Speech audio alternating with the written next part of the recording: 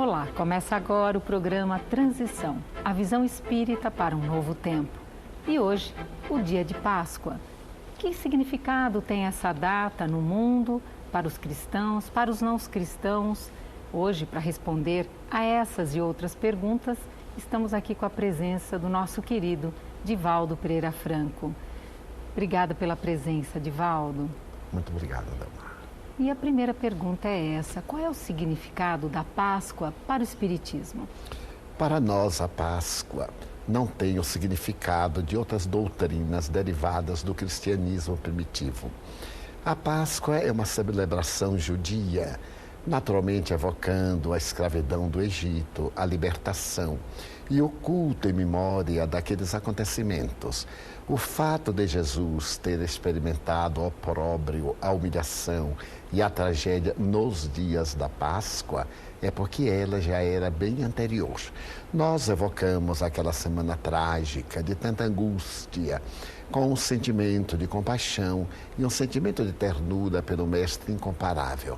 Mas para nós não tem um significado religioso, como outras doutrinas do cristianismo atribuem e como os judeus também a consideram. E qual é o significado, então, da paixão, da crucificação, da morte e da ressurreição para o Espiritismo? Para nós espíritas profundamente cristãos, essa semana é a história da tragédia da humanidade, porque ele foi condenado injustamente. Depois da traição de um amigo que lhe era devotado, foi negado pelo seu companheiro de todas as horas e esteve a sós. Nisso há uma lição notável de que o nosso testemunho é sempre pessoal e é sempre solitário.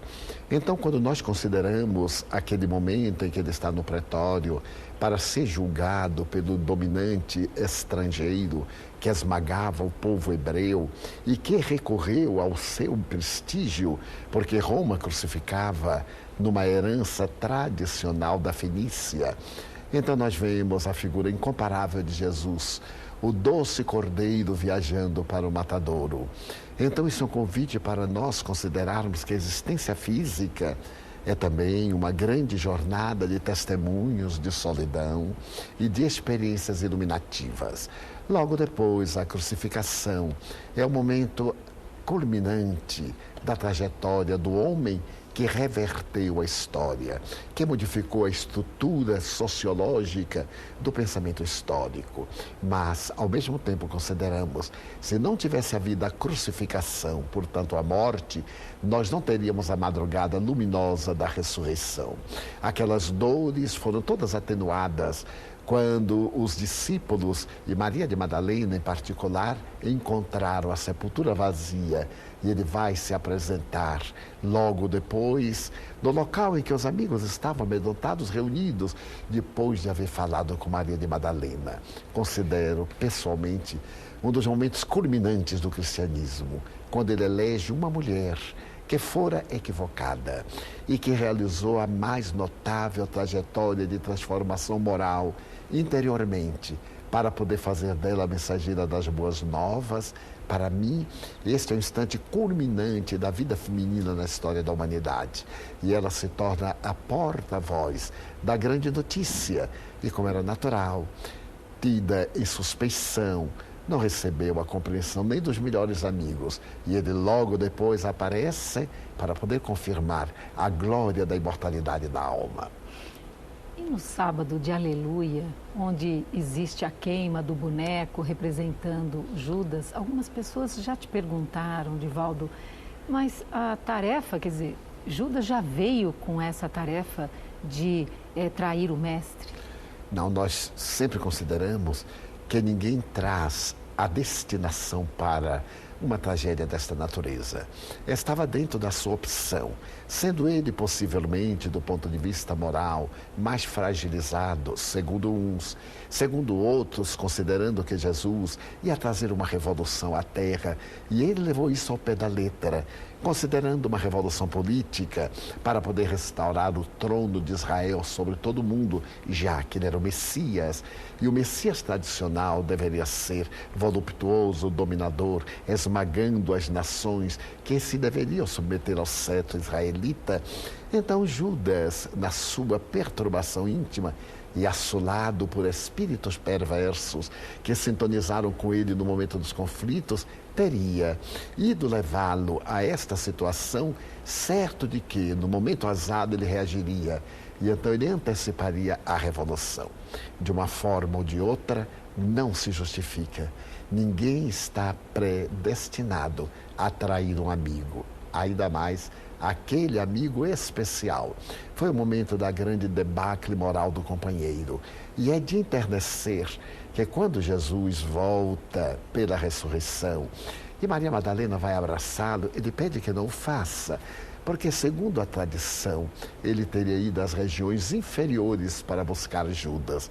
Nesse sentido, até que anuímos com a Igreja Católica, quando fala que ao terceiro dia ele desceu aos infernos, entre aspas.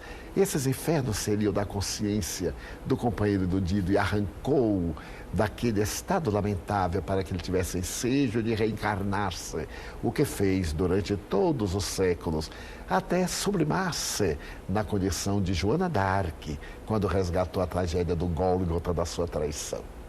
Você tocou num ponto também tão importante que, no momento do testemunho de Jesus, os apóstolos abandonaram o mestre tão querido. Qual é a visão do Espiritismo nesse ponto? A fragilidade humana. Como nós somos resultado das nossas emoções.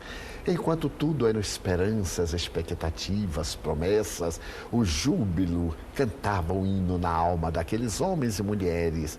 Mas no momento do testemunho para o qual Jesus viera, e lhes disse muitas vezes, naquela semana mesmo, quando subia a Jerusalém e recebeu a ovação do povo no Domingo de Ramos, há um momento em que o Espírito Joana de Ângeles me leva a reflexionar da seguinte maneira: a entrada triunfal em Jerusalém. Jogam tapetes, tecidos, para que ele pudesse passar como um grande rei sob o tapete vermelho. Mas, em realidade, ele vai montado no jumento. E aquelas homenagens são para o jumento, não para ele, porque ele está acima da terra como uma ponte que liga o mundo à divindade. Então é curioso notar que realmente aqueles companheiros não esperavam. Esperavam que naquela consagração eclodisse a revolução e ele se tornasse o rei da terra. Mas ele não o era, não viera para isto. No entanto, vale considerar que enquanto os homens que estavam ao seu lado afastaram-se, as mulheres foram de muito fiéis. Com exceção de João, que era ainda quase um adolescente, 16 anos, um pouco mais talvez, e as mulheres com quem ele sempre contou.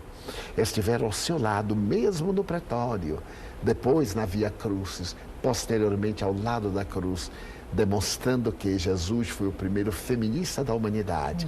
É ele que estabelece o primeiro código de libertação da mulher, que a dignifica e que, através desse gesto, demonstra como nós somos fracos diante dos grandes testemunhos. Por isso os amigos afastaram-se.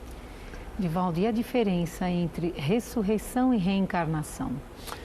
É tão linda essa proposta, nessa pergunta, porque alguns adversários da reencarnação, dos arraiais cristãos, católicos, evangélicos, presbiterianos, etc., sempre se referem que a ressurreição, não reencarnação. A diferença é muito sutil.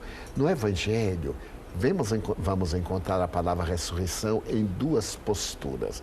A ressurreição dos mortos e a ressurreição da carne. Ressuscitar dos mortos é retornar da tumba. Jesus ressuscitou dos mortos. E a ressurreição da carne é nascer novamente na carne, reencarnar. João era a reencarnação do profeta Elias. Então, a diferença entre ressurreição e reencarnação é que a ressurreição é o retorno da vida espiritual e a reencarnação é o retorno no corpo físico, em que a individualidade e a personalidade trabalham em favor do progresso da criatura humana. E você se referiu que Jesus teve a sua aparição no domingo a Maria de Magdala e a outras mulheres. Qual a explicação do Espiritismo? Que aparição é essa?